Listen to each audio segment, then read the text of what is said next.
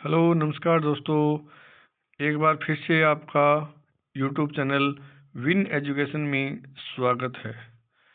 जैसा कि आपको जानकारी है कि एलडीसी भर्ती है और एलडीसी भर्ती में जो दैनिक विज्ञान दी हुई है, ठीक है।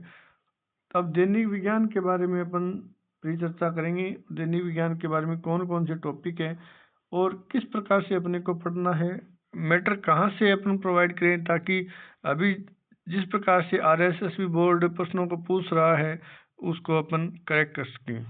तो इसका एक ही हल है, बुकों को ज़्यादा से ज़्यादा पढ़ें। बुक कौन सी? कक्षा 7, कक्षा 8, 9, 10 ये वाली बुकें, और ये एनसीईआरटी की जो बुकें हैं इनमें से मैटर जरूर मिलेगा।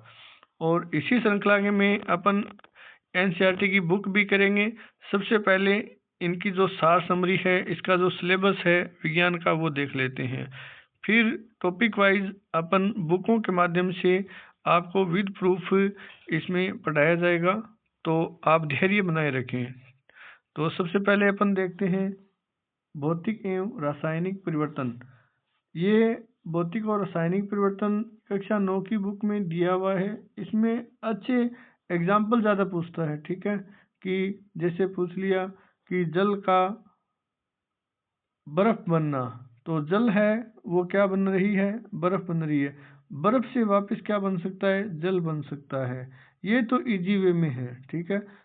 फिर इसके अलावा यदि और हार्ड बनाए तो मोमबत्ती है, मोमबत्ती का जलना, ठीक है।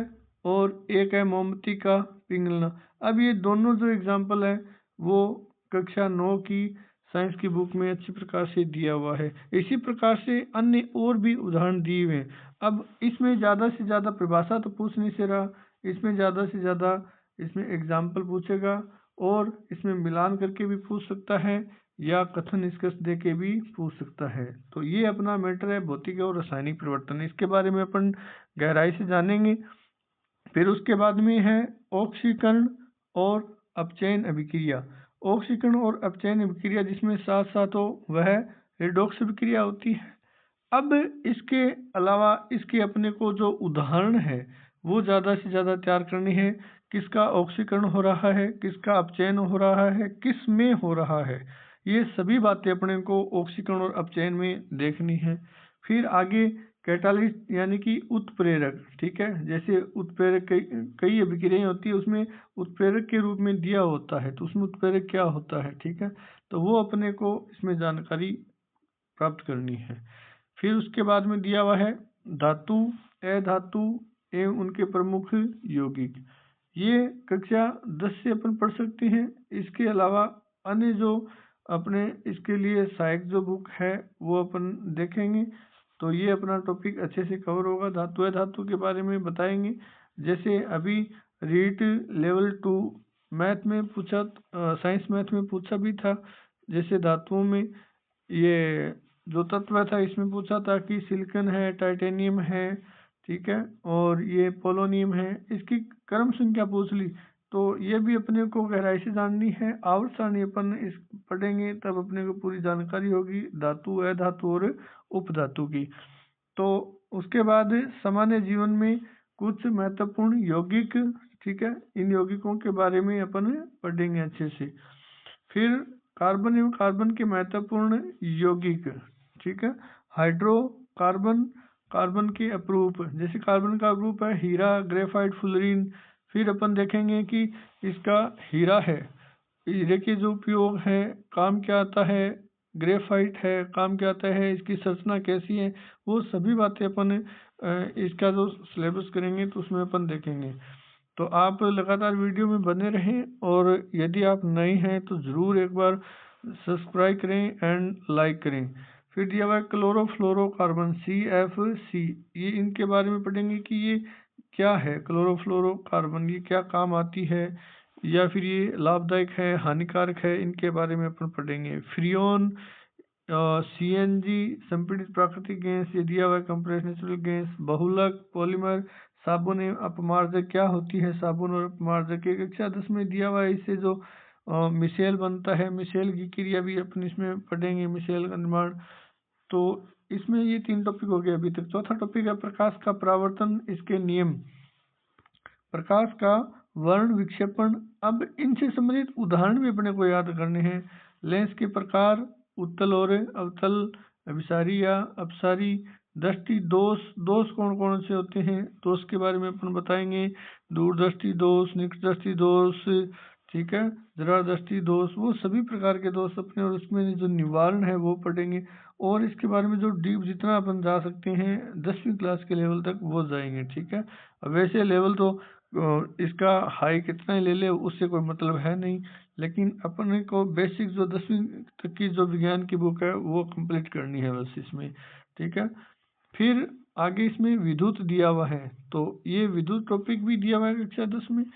विद्युत धारा, ओम का नियम, ये सिंपल सा ओम का नियम भी दिया हुआ है। इसका जो ग्राफ निरूपण है वो भी करेंगे अपन। विद्युत सेल, ठीक है, फैराडे के चुंबकीय प्रेरण के नियम, और ये विद्युत जनित्र, ये टॉपिक कक्षा 10 की विज्ञान में दिया हुआ है, हटाया गया है, ठीक है, पुरानी वाली में दिया हुआ है, तो अपन पुरानी वाली को ही पढ़ेंगे इसमें, क्योंकि नई वाली में दिया हुआ है नहीं। विद्युत मोटर, घरों में विद्युत संयोजन व्यवस्था, यानी कि श्रेणी क्रम है, समांतर क्रम है, ठीक है, वो सिद्ध करना, समांतर क्रम में क्या नियत रहता है, श्रेणी क्रम में क्या नियत रहता है, वो सभी बातें इसमें डीपली से पढ़ेंगे। घरों में काम आने वाली विद्युत युक्तियों की कार्यविधि, रख रखाव, उपभोग में लगते इसमें सावधानियां, ये जो टॉपिक है वो अपन इसके बाद में पढ़ेंगे। फिर आगे जो टॉपिक दिया हुआ है 6 नंबर, अंतरिक्ष एवं सूचना प्रौद्योगिकी, भारत का अंतरिक्ष अनुसंधान कार्यक्रम, सूचना प्रौद्योगिकी। फिर आनुवंशिकी, ठीक है, आनुवंशिकी के जनक, आनुवंशिक से संबंधित जो शब्दावलियां हैं वो, इसमें जो भी टाइप दिए हैं, मेंडल के आनुवंशिकता के नियम, गुणसूत्रों की संरचना, ठीक है, न्यूक्लिक अम्ल, प्रोटीन संश्लेषण का केंद्रीय सिद्धांत, मनुष्य में लिंग निर्धारण, ये सभी बातें अपन पढ़ेंगे। इसमें क्रॉस करवाएंगे तो पता चलेगा कि उत्पन्न होने वाली संतान जो पुत्री है या पुत्र है, ठीक है। इसमें अपन आगे डीप से पूरा पढ़ेंगे। पर्यावरण अध्ययन, ठीक है, पारिस्थितिक तंत्र की संरचना, ये पारिस्थितिकी तंत्र के जैविक घटक, पारिस्थितिकी में ऊर्जा प्रवाह है, अजैविक घटक, वो सभी अपन पढ़ेंगे इसमें। आगे जैव भू रासायनिक चक्र, जैव प्रौद्योगिकी, सामान्य जानकारी, ये जैव पेटेंट, बायो पेटेंट, नई पादप किस्मों का परिवर्धन, और ट्रांसजेनिक जीन या प्राजीन जीन, ये सभी टॉपिक अपन लगातार कंटिन्यू करेंगे। जंतुओं का आर्थिक महत्व, तो जंतुओं का आर्थिक महत्व और वादमों का आर्थिक महत्व, ये टॉपिक देखेंगे। फिर रक्त समूह 10 नंबर है, तो ब्लड ग्रुप टॉपिक दिया हुआ है, रक्ताधान दिया हुआ है, RH कारक दिया हुआ है, रोगाणु तथा मानव स्वास्थ्य, रोग ये अपने को पढ़ने हैं। फिर इसमें कौन कौन से रोग टाइप इसके पढ़ने हैं, कुपोषण तथा मानव स्वास्थ्य, मानव रोग कारण निवारण, ये सभी हैं मानव रोग के बारे में, जैसे कि वायरस द्वारा, जीवाणु द्वारा, प्रोटोजोआ द्वारा, ये सभी टाइप अपने को इस रोग टॉपिक में अपने को देखना है, और उससे जो निवारण है वो भी अपने को देखना है। तो ये इस प्रकार से साइंस का सिलेबस है छोटा सा, तो ये भी अपने को छोटा सा लग रहा है, लेकिन पढ़ेंगे तो बड़ा हो जाएगा, तो अपने इसको विस्तार से पढ़ेंगे, विद इसके एग्जाम्पल और विद प्रूफ पढ़ेंगे, ठीक है। बुक से ही पढ़ेंगे, अदर किसी नोट से नहीं पढ़ेंगे, क्योंकि नोट से कोई सिस्टम है नहीं। जब कोचिंग में अपन जाते हैं तो उसमें थोड़ा बहुत मैटर करवा देते हैं, तो उस मैटर से पार पढ़ने वाली है नहीं। तो इससे आगे अपने को जो किताब में जो चीज़ दी हुई है वो पूरी की पूरी पढ़ेंगे, अच्छे से पढ़ेंगे, समझ कर पढ़ेंगे।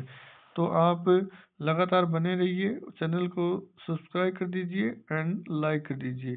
थैंक यू दोस्तों।